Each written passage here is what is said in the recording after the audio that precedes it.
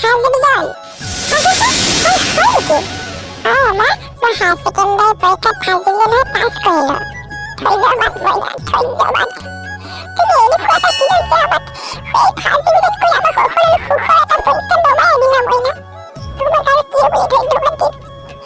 এনেকুৱা এটা দিনত বেলেগৰ ল'ৰা ছোৱালীয়ে মোবাইল টিপি ইমান দেশ বিদেশৰ কথা জ্ঞান লৈ আছে, তোমাৰ এটা আমি সাধাৰণ মোবাইলো লৈ দিব নোৱাৰিলোঁ মইনা। তাৰ স্বত্তেও তুমি আমাৰ সুখলৈ এনেকুৱা এটা সুখৰ দিন নমাই আনিছা। বহুত শলাগ ল'বলগীয়া মইনা, তোমাক আমি সাধি পাইছোঁ মইনা। চোৱা মা, আমাৰ ফাৰ্ষ্ট ডিভিজন পোৱা এখন মাৰ্কশ্বিট, চোৱা। ঠিক আছে মইনা, এই সুখবৰটো তোমাৰ দেউতাই পালে ইমান যে আনন্দ পাব। আহা মইনা, ভিতৰলৈ আহা। বল। হেৰ আইজনী, তোমাক আৰু কি বুলি ক'ম। তুমি আমাক যিটো এটা সুনাম কৰি দেখুৱালা, আমি তাত নথৈ আনন্দিত হৈছোঁ আইজনী। আইজনীও তুমি যদি আগলৈ পঢ়িবলৈ বিচৰা, তোমাক যেনেকৈ নহয় আমি পঢ়ুৱাম আইজনী। খালি কি তুমি ডাঙৰ মানুহ হ'ব লাগিব। তুমি আমাক মান সন্মান সকলোবোৰ ৰাখিছা আইজনী। আৰু মাজনী, তোমাক লাগিলে আমাৰ ঘৰৰ সকলো মাটি বাৰী বিক্ৰী কৰি হ'লেও তোমাক পঢ়ুৱাম। তুমি অলপো টেনশ্যন ল'ব নালাগে। কিন্তু তুমি আমাক ডাঙৰ মানুহ হৈ দেখুৱাবই লাগিব। দেখুৱাবই লাগিব। আমাৰ দিনত যেনেকৈ গ'ল। আমি যিমান দুখত ডাঙৰ দীঘল হৈছোঁ, যাতে তুমি সেইটো অনুভৱ কৰিব নালাগে। মই সেইটোৱে বিচাৰোঁ আইজনী।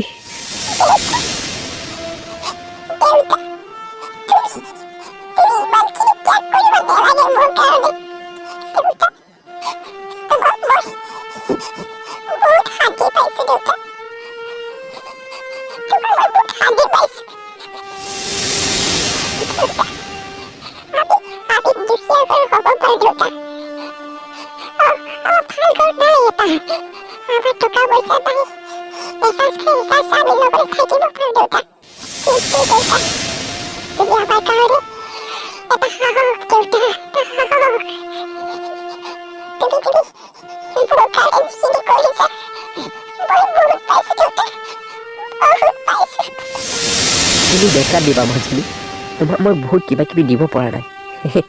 আৰু ভগৱান সকলোবোৰ মিলাব পিছলৈ, তুমি দেখা দিবাচোন। আৰু শুনা মাজনী, আমাৰ দিনত যিখিনি দুখ পাবলগীয়া আছিল পালোঁ, যাতে তুমি আকৌ সেই দুখ নোপোৱা। মই তাৰ কাৰণে তোমাক যি কৰিব লাগে তাকে কৰিম মাজনী। কিন্তু তুমি ডাঙৰ মানুহ হ'ব লাগিব। মোৰ উদ্দেশ্য সেইটোৱে মাজনী, সেইটোৱে।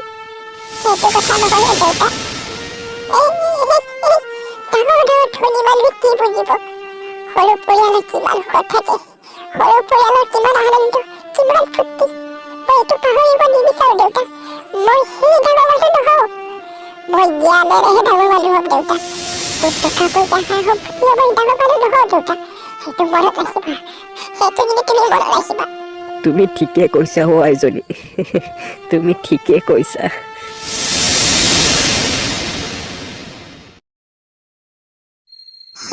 জলপান আৰু লাগিব নেকি? আৰু নালাগে দিয়া, হ'ব। মই তোমাক অলপ দিম নেকি? মই নালাগে দিয়া, হ'ব, তুমি খোৱা। দেউতা, মোৰ অহাকালি দেৱী এটা আছে নহয়। কিহৰ আইজনী? প্ৰাইভেট কোম্পানী আছিলে দেউতা। তাতে মেনেজাৰ পষ্টটো খালী আছে। ফ্ৰেণ্ডজনে কৈছে তুমি ইণ্টাৰভিউটো মাৰিছোৱা, পালে তোমাৰ ভাল হ'ব। তাৰপিছত মই ভাবিছোঁ মাৰি দিওঁ নেকি ইণ্টাৰভিউটো। আৰু চেলাৰীও 30,000 টকা দিব বোলে। আজিকালি প্ৰাইভেট চাকৰিও বহুত সুবিধা হৈছে মানে। দি অহা গৈ যা, একো নাই, পালি তোমাৰে ভাল হ'ব। তাকেতো দেউতা, অহাকালি যাম বুলি ভাবি আছোঁ। যাবা তেনেহ'লে। তাকে ভাবিছোঁ দেউতা।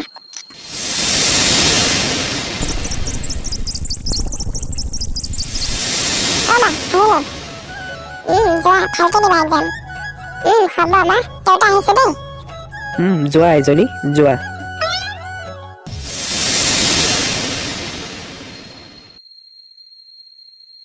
মা, মোৰ ৰিজাল্ট ভাল হ'ল।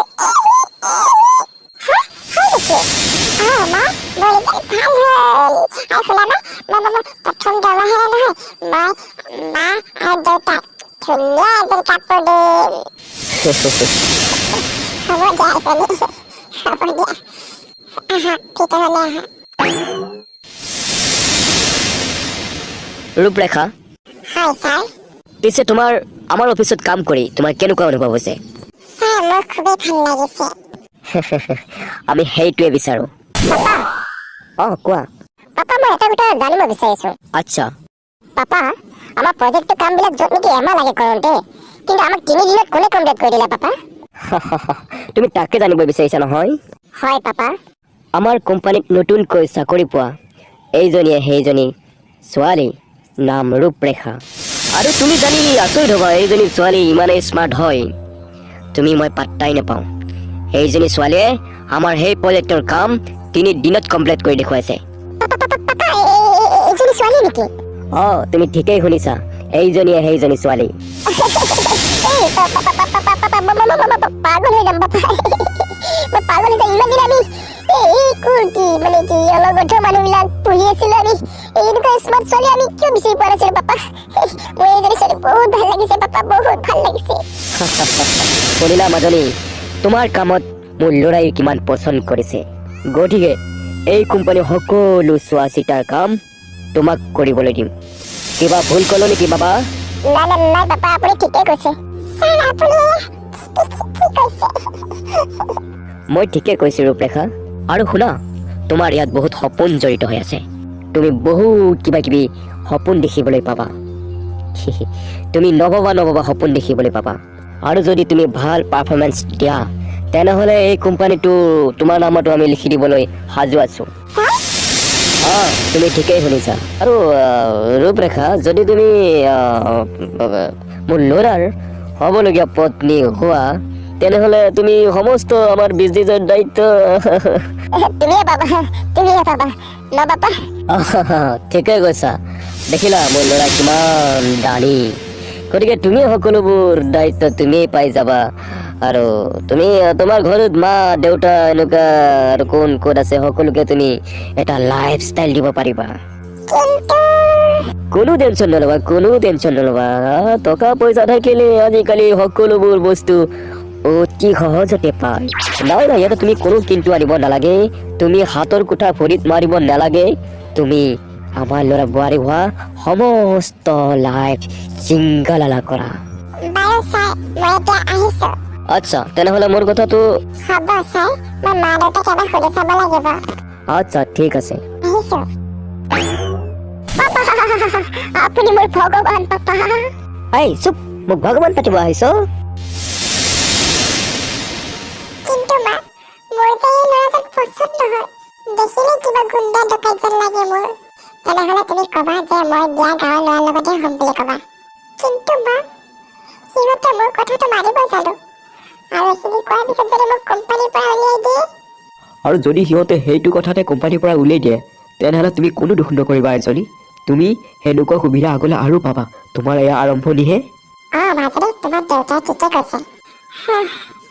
ঠিক আছে, হ'ব দিয়া।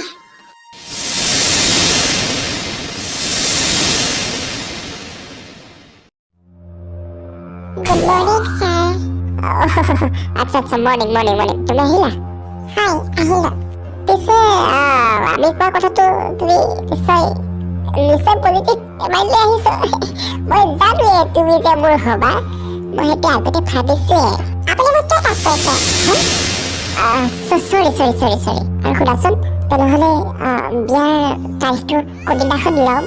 নে পাপা আহিলে পাপাৰ লগত আলোচনাটো হ'বা? বেয়া নাপাবা, মা দেউতাই মোক গাঁৱৰ ল'ৰাৰ লগতহে বিয়া দিব বোলে। অৱশ্যে মোৰো বিয়া হ'বলৈ এতিয়া মন নাই, গতিকে বিয়াখন নহ'ব দিয়ক। এইবিলাক কি কৈছা? তুমি হ'বই লাগিব কৈছো নহয়, হ'বই লাগিব। কৈছো গলত পাই দিয়া। চৰি। আপুনি কি ভাবি যাব? গলত কিয় ধৰিছে? মই এতিয়া আপোনাৰ ওপৰত পুলিচ কেছ দিম, বুজিছে? এইফালে আহা। আপুনি মোৰ হাতত কিয় ধৰিছে?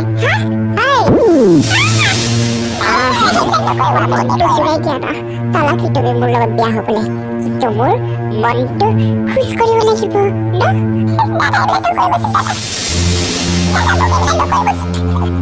নাই, Bye.